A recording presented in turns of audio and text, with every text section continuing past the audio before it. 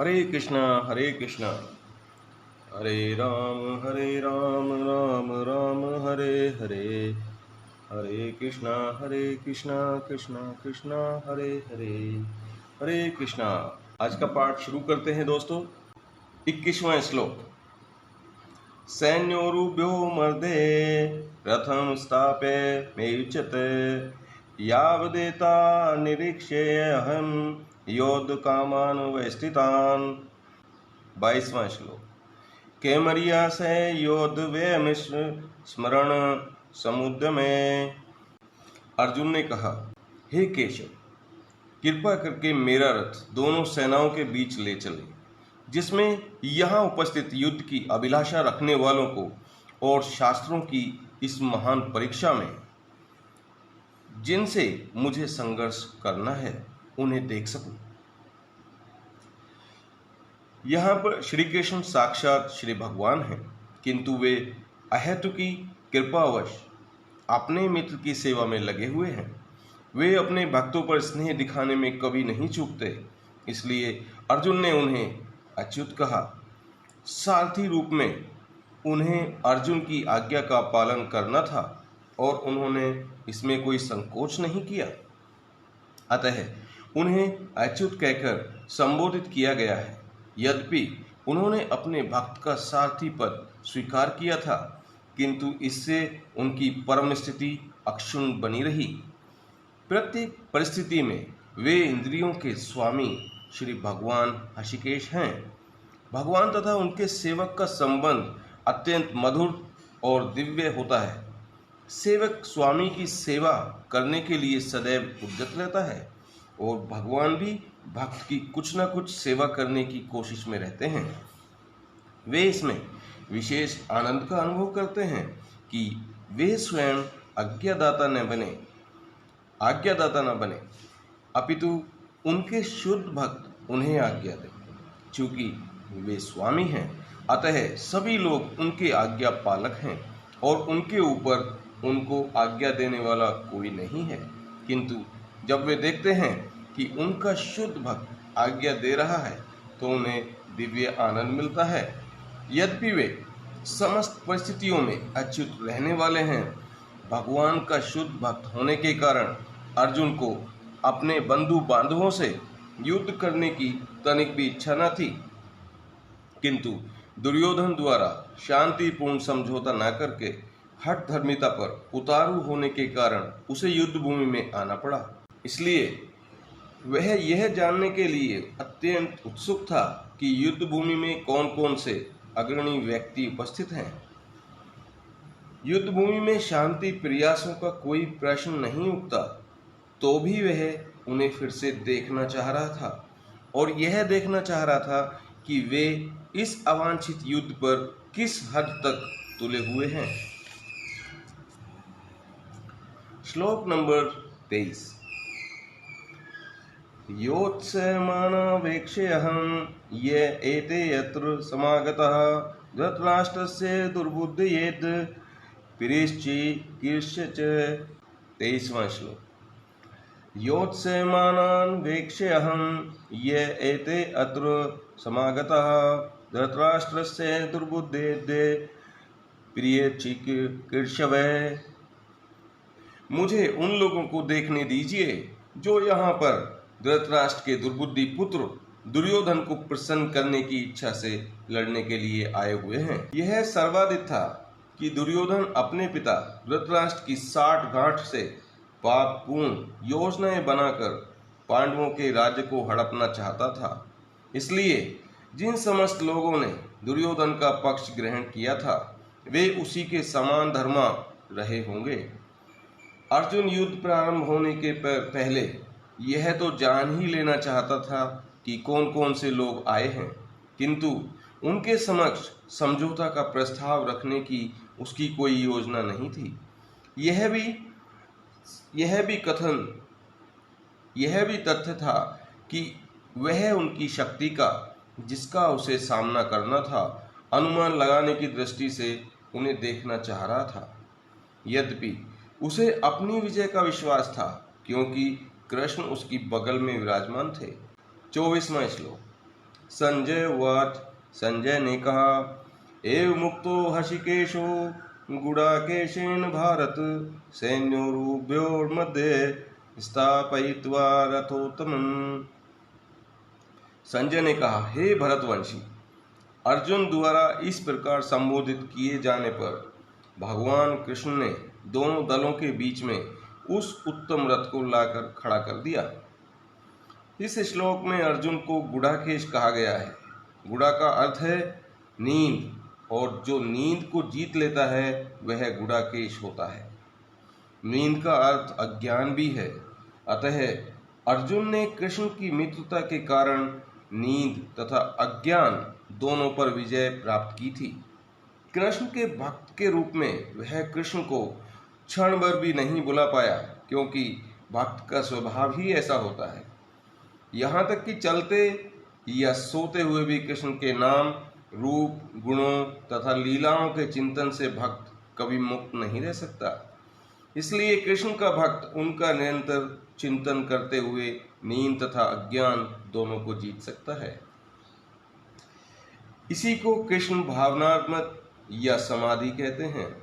प्रत्येक जीव की इंद्रियों तथा मन के निर्देशक अर्थात हषिकेश के रूप में कृष्ण अर्जुन के मंतव्य को समझ गए कि वह क्यों सेनाओं के मध्य में रथ को खड़ा करवाना चाहता है।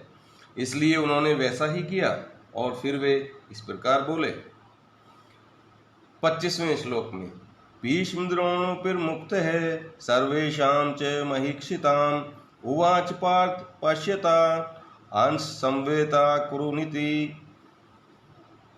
भीष्म, द्रोण तथा विश्व भर के अन्य समस्त राजाओं के सामने भगवान ने कहा कि हे पार्थ, यहाँ पर एकत्र सारे कुरुओं को देखो।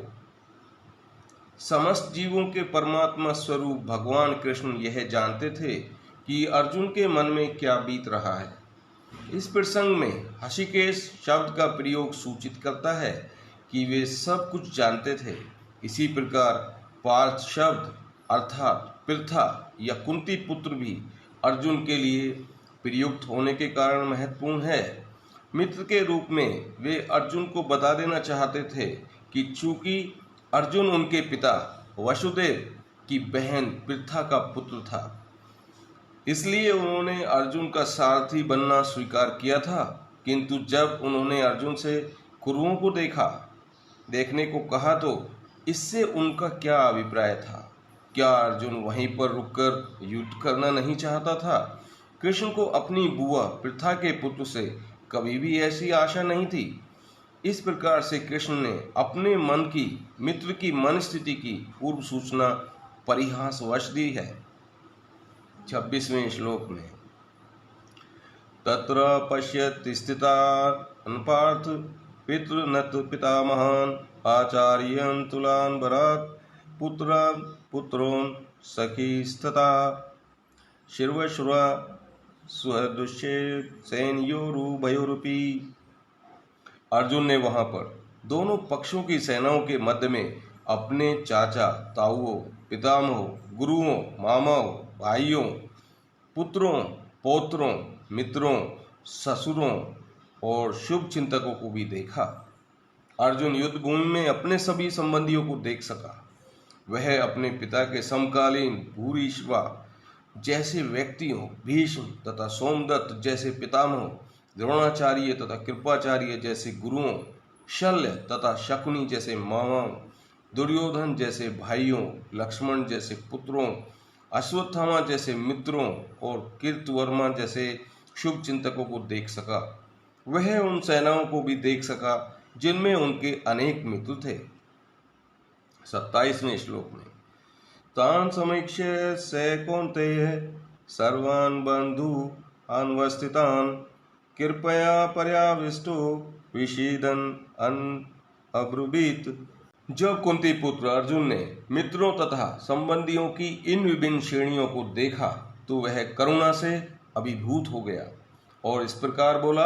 28वें श्लोक में, अर्जुन उवाच दृष्ट्वेमं स्वजनं कृष्णयुत्सं समुपस्थितं सीदन्ति मम गत्राणि मुखं च परिशुष्यति। अर्जुन ने कहा, हे कृष्ण, इस प्रकार युद्ध की इच्छा रखने वाले अपने मित्रों तथा संबंधियों को अपने समक्ष उपस्थित देखकर मेरे शरीर के अंग कांप रहे हैं और मेरा मुंह सूखा जा रहा है।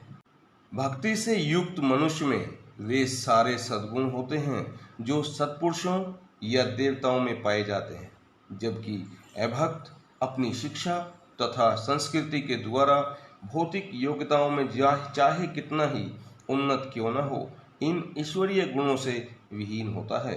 अतः स्वजनों, मित्रों तथा संबंधियों को युद्ध भूमि में देखते ही अर्जुन उन सबों के लिए करुणा से अभिभूत हो गया जिन्होंने परस्पर युद्ध करने का निश्चय किया था।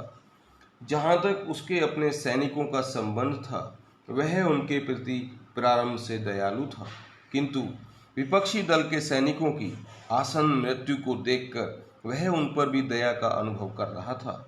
और जब वह इस प्रकार सोच रहा था तो उसके अंगों में कंपन होने लगा और मुंह सूख गया। उन सबको युद्धभूमि देखकर उसे आश्चर्य भी हुआ। प्राय सारा कुटुंब अर्जुन के सगे संबंधी उससे युद्ध करने आए थे।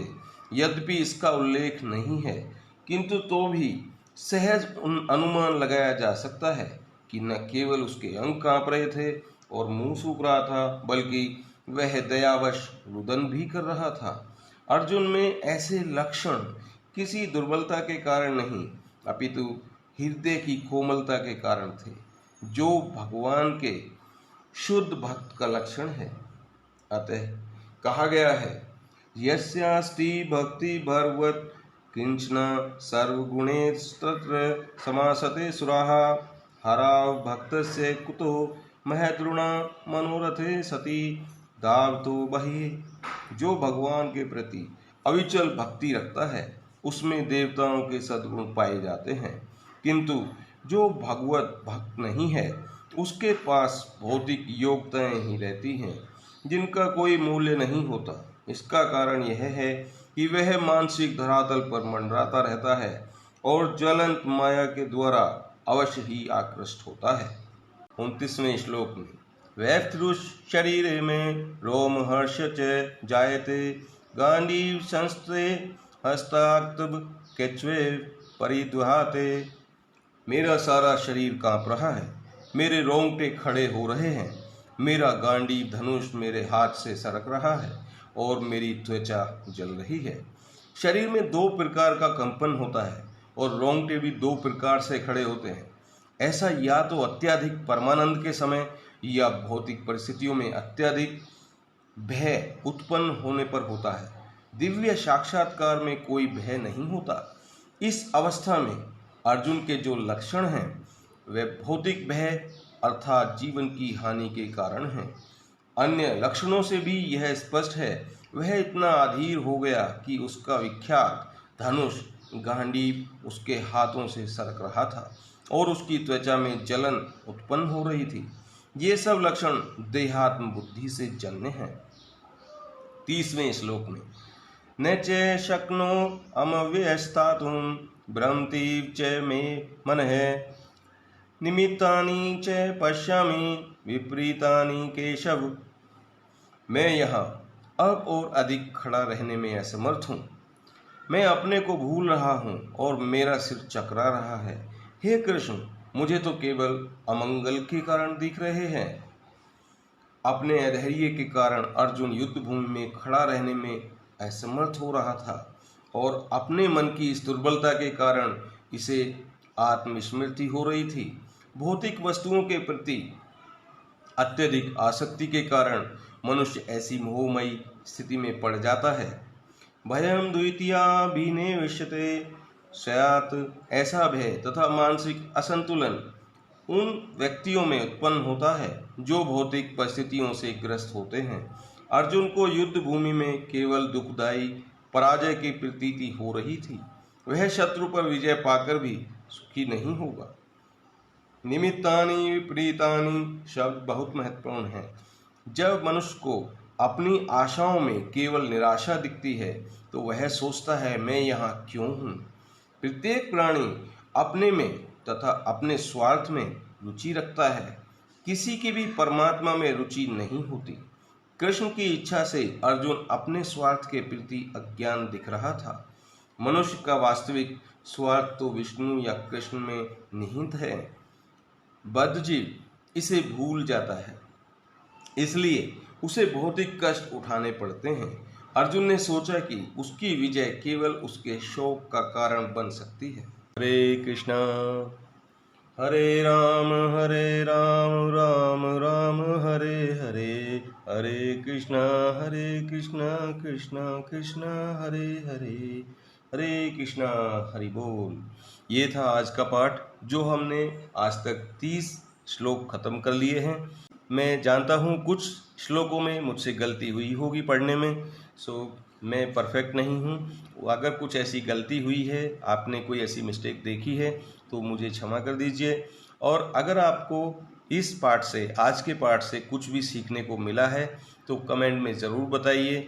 और अगर आपको लगता है आध्यात्म ज्ञान की किसी को ज़रूरत है, तो आप इस वीडियो को लाइक कीजिए और शेयर कीजिए उन लोगों तक जिनको इसकी ज़रूरत है। आपसे मिलता हूँ कल के अगले 10 श्लोक के पाठ में। तब तक के लिए हरे कृष्णा, हरि बोल।